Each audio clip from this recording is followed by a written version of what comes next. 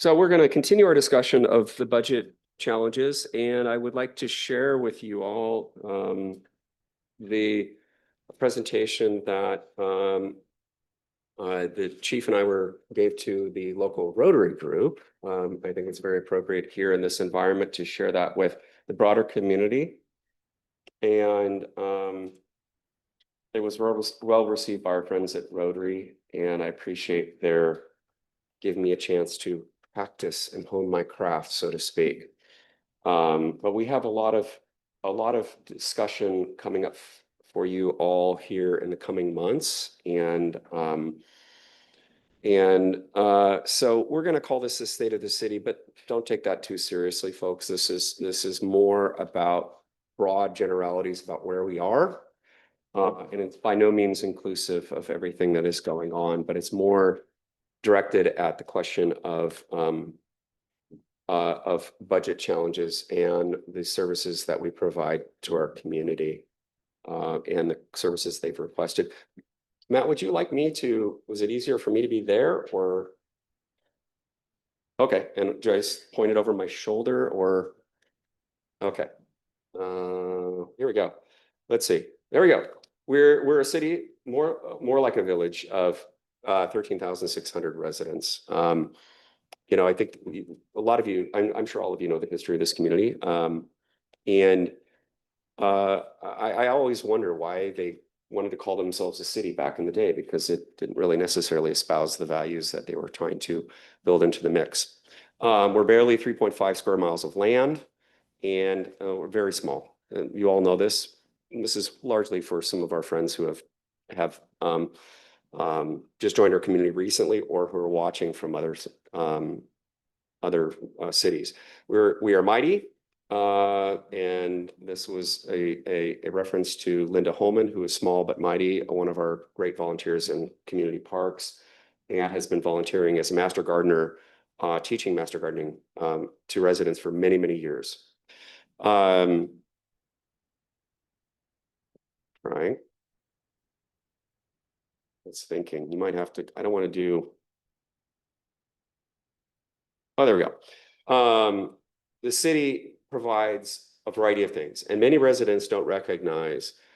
First of all, we have our own police, we have our own courts. We deeply value the services that both our public safety services provide, but also our judicial system here. Many cities, and most cities of our size, do not have those kinds of opportunities for the community to be represented locally here in law enforcement and the courts. And it's very important, particularly to our youth.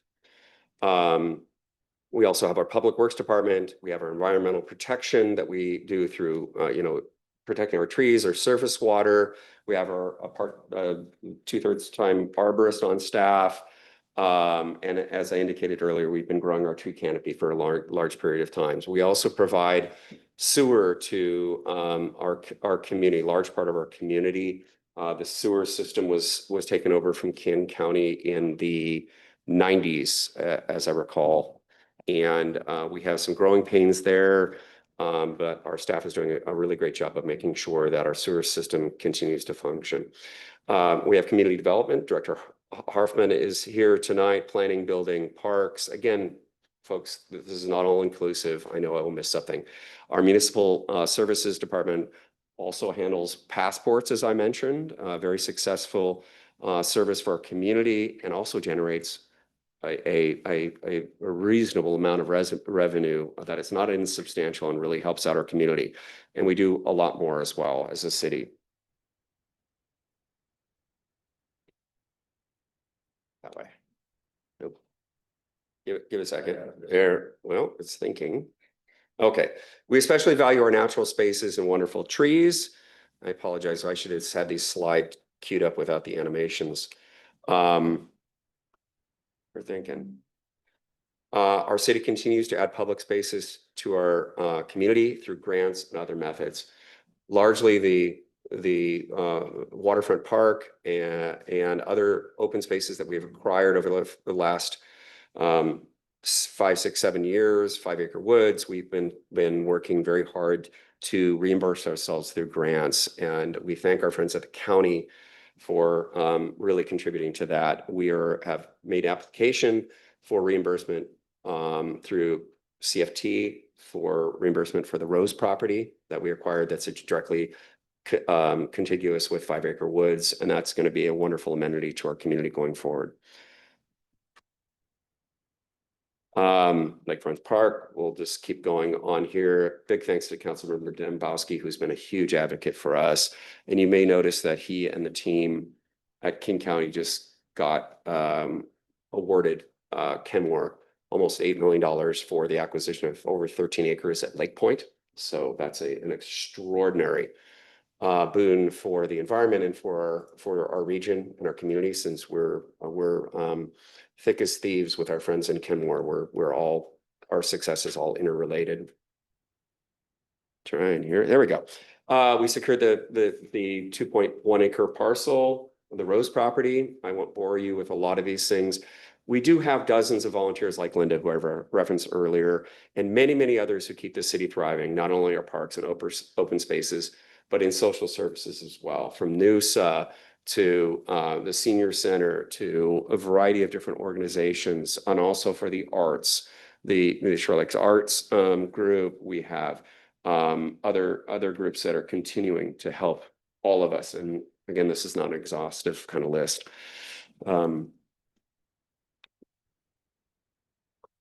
It's volunteers like you all. We had some volunteers here tonight, so that was part of the slide. I left it in deliberately for that, but they're not with us. Hopefully people are online out there in the nanosphere and can or watch it later.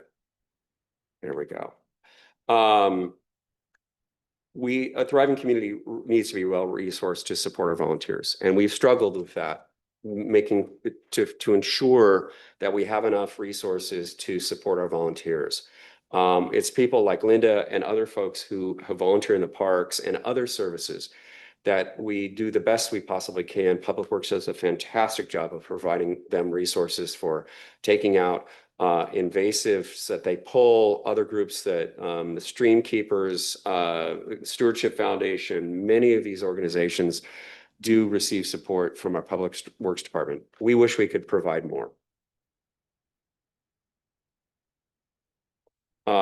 And as I said, we can't rely solely on the volunteers to keep our city moving forward and vibrant.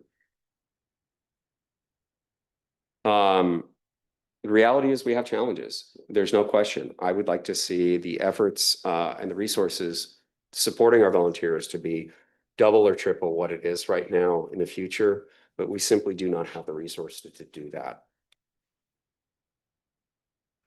We have an outstanding police department that's headed by our friend Chief Harden. Mike does a fantastic job with our community. The department is extraordinarily well respected in our community and regionally.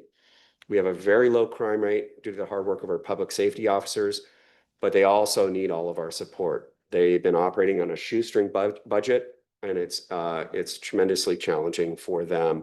And each year, whether it's a mid-buy or full biennial budget, we know that we're not able to resource them the way we should as a community. Regional growth on all sides of our city have led to more issues, including cut-through traffic, lots of retail crime, and burdens on the chief's team. We recently we conducted a very robust community survey back in November. We asked our community to weigh in on how they felt the city was doing and what their top priorities are. Again, I've said this, and I know it starts sounding trite after a while, but I mean this very sincerely. The response to the survey was heartwarming. The number of respondents was quite extraordinary, and their responses were quite validating of what we're looking at. Let's go. There we go. November 2024, 17% response rate. Indicates a very strong civic engagement. Other communities get much lower. In many cases, they're lucky if they get out of the single digits. 79% of the respondents believe Lake Forest Park is moving in the right direction. I remember when Deputy Mayor Bodie and I saw that number, there was some jumping up and down and feeling good about all the good work you all and the staff are doing. Those are the kind of moments you savor sometimes in the elected realm. Let's see, keep going. There we go. Key priorities were identified. Strong, effective police department. We have a very effective police department, and they do incredible work given the resources that they have. Well-maintained parks and trails, safer sidewalks near schools, hiring a grant writer to stretch our tax dollars was something else that was indicated as a priority. So this is something that's really important, and we're going to be talking about this a lot going forward. There have been charts on poster boards around the city hall for many, many years, but I think this one helps quite a bit too. The city services paid for the property with property taxes to King County. The city receives only 7.7% of property taxes, less than 8 cents out of every dollar that you pay in property taxes. So the Hudson application today, we're talking about close to $10,000 for the 2 parcels and a little snippet of their where their home resides. That is around $500 that comes to the city out of that nearly $10,000 that goes out in property taxes. And I certainly am not going to diminish the need for the taxes that go out into other areas. But we need to recognize as a community that we have very little money that we're paying out of every dollar that's coming back directly to our community. And this highlights the problem. This is an historic low. I think the high was around 11 cents, the 11 point something cents back maybe in the 90s. And it varies because our convoluted property tax system and very complicated. Again, there we go. That means as of this year, 2025 taxes, out of every dollar we pay in property taxes, what goes to the city? Okay, 7.1 cents. It's actually 0.71, excuse me, dyslexia kicking in, 367 cents if you're being absolutely spot on, if you're a numbers geek like me. That's a very low number. These are the that went backwards. Oh, thank you, Matt. I guess, okay. Here are some of our challenges. The costs to main city services are rising faster than revenue. We all know inflation has been rampant over the last number of years, particularly in the public sector. Inflation up nearly 24% over 4 years. The city's 1% revenue increase this year, which is optional at the council at budget time by the council when the council votes in our recommended budget, that increase only amounts to $34,000 in revenue to the community. And I will just say this, and I've said this before, if this is confusing, please ask not just you all, but to the public. It is very confusing. It is very difficult to wrap your head around this. If the legislature passes the potential 3% cap, we're still only talking an additional $60-some thousand per year coming to the city. So it is, in the scheme of things, it's very, very, I don't want to diminish the fact that any increase is helpful, but it is a challenge. Expenses have risen significantly. Insurance by $193,000, jail by $197,000, 9/11 dispatch by $284,000. So when it comes to the public safety sector, we're looking at massive increases in costs due to inflationary pressures, but also circumstantial pressures. The city made $455,000 in cuts last year, but it's unsustainable in the long term, and it does not address the growing gap. I will say, and I've said this before, we're in a lot better shape than most of our neighboring cities. And I don't want to take away from their journey and the challenges they have. But it's through the good work of you all and the staff over the years that we are in a place where we are able to have choices and able to have this conversation with the community without having to make emergent cuts and emergent decisions that would be very uncomfortable for everyone. And I hope we don't ever have to get there. For clarity, this is something that is going to come up as we have this discussion going forward. Traffic safety cameras on 178 are very successful, massively successful. The average speed on 178 has gone from over 31 miles an hour to 23.2. It's unprecedented. And we have actually been the talk of the state because we were one of the first people to do this, and it is hugely successful. It is not about the revenue, folks. The revenues, however, from these cameras can only be used for pedestrian bicycle safety. The state calls it complete streets. The RCW is there. You can look up what that entails. But we are going to be dedicating those funds to making sure that our streets and our sidewalks and our pathways are safer for everyone. Sidewalks, crosswalks, and other safety measures will be funded from traffic safety cameras. There is no revenue grab. Anybody out there who wants to say that there's a revenue grab, I'll say it to their face. There is no revenue grab, and they better back it up because it is not true. It is a total red herring. It is not true. State law restricts the use of these fines. We all wish they were zero. They're not. So if people want to misbehave on our streets, they can fund pedestrian and multimodal safety, as well as traffic safety officers to make you all and your families safer. We cannot use these funds for operational purposes. They are not eligible to be put into operational situations. If you have any questions about this, please reach out to me directly or to Lindsay or to Phil, and we can share with you the restrictions on these funds. The fiscal realities are this. The current levels of service are unsustainable in the mid and long term with the realities of our labor market and inflation.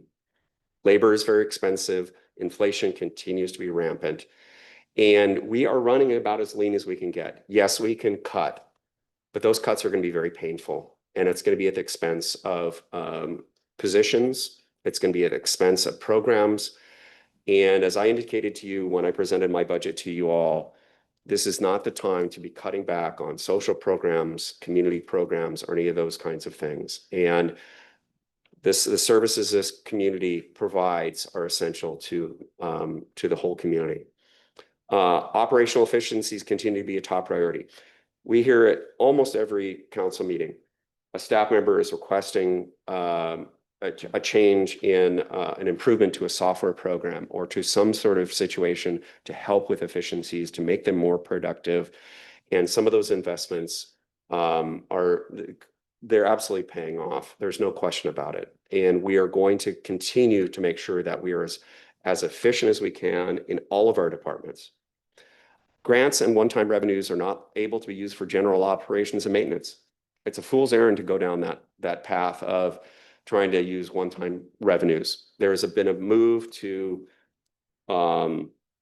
loosen the restrictions on REIT 1 and REIT 2, and I think that's a big mistake. REIT 1 and 1 and 2 help fund capital programs and acquisitions of important facilities for this community, particularly for environmental reasons, parks, et cetera. I think that it's a very dangerous game to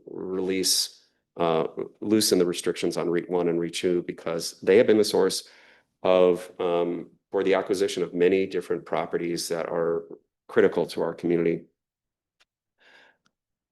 We can talk more about grants later, but this administration, staff, and I know you all are looking out for grants that are available. We talk to neighboring communities about what we have, what opportunities we have. We're going to continue to prioritize the needs of the community. First, strong, effective police department. That is clearly delineated as a top priority in the survey, and it validates what we've heard from our community for decades. Well-maintained parks and trails. We all wish there could be more things that are done in our parks and trails. We have a very small staff and we in public works, and they do really great work with what they have in conjunction with enormous amount of community volunteers from the Stewardship Foundation, Stream Keepers, the Cub Scouts, the Boy Scouts, all those folks. Other prioritization will continue to be safer sidewalks near schools, as listed in our safe street study, and prioritization that that was also listed by, highlighted by the survey was hiring a grant writer to stretch tax dollars. We've had this discussion about what we need to do to find ways to multitask, if you will, with a grant writer to stretch our tax dollars so we can attract additional funding. The most important part of this whole discussion is community engagement. The city council, we know you all are thinking about financially sustainable solutions to maintain our levels of service in Lake Forest Park. Our resident input is absolutely critical to shaping future priorities, and this is really the beginning of a continuing discussion. During our ongoing discussions, we sincerely encourage community it's off the screen, participation. In the contact information is for the community can reach out to any of us to have this conversation. And if you all, staff, myself, at any time to have this discussion. And that is really all I have for this part of the conversation. It really is up to you if there, as we go forward in May, council leadership and the administration will be talking about additional conversations that we can have with the community and additional information that can be brought to the fore. With that, do you all have any questions for me or for staff? Councilmember Goldman. Thanks for presenting that. I'm just curious, what sort of reactions or questions did you get when you presented this at Rotary? Oh, I think they were excellent questions. Really, the questions were about the amount. One of the questions was, well, I think two of the questions were about the amount of money that comes to the city, and the question was about was actually sort of rhetorical. So you're saying that that the city cannot continue without finding additional revenue sources. I mean, continue on this path without cutting or finding additional revenue sources. It was a very positive, and unfortunately, we didn't have a whole lot of time. I think we had about 8 minutes, Chief. Can you think of other questions? I think I covered them. On point, Councilmember Goldman, I have made an overture to Rotary to come back for an additional half hour if they have any questions, since they had a really busy schedule and I didn't have a whole lot of time to answer questions because of their time constraints. But it was a well-received questions, and I think that I look forward to additional questions and comments. I think you were starting to raise your hand. Yeah. Deputy Mayor Furtoni. Yep. And thank you again for the presentation and for presenting to our local civic organizations. I imagine there will be more of this kind of outreach in the future. Yeah, one cautionary tale I did see was some of you may have been following what Edmonds City Council has been doing. And one of the things they were considering was selling 2 parks. And you should have seen the community outcry from that. I would expect our community to be exactly the same way. So in terms of revenue sources, that's probably not an option. So we're going to have to really think about this. Thank you, Deputy Mayor Furtoni. I appreciate you bringing that up. I read that with real surprise and horror. I think one of the things that's comforting, should be comforting for all of us, that many of the parks that we have acquired have been purchased with grant funds and restricted funds. We would not be able to sell parcels, but that is the reality of the world in many cases, and it does illustrate the level to which communities are having to go, and it's very sad for Edmonds. I really, one of the parks has been, I think they've had it for 50 years, which is very sad. Colleagues, other questions? Okay. Well, thank you for your time, and I appreciate that. Deputy Mayor Furtoni only snored once, so that was, I guess I kept your attention.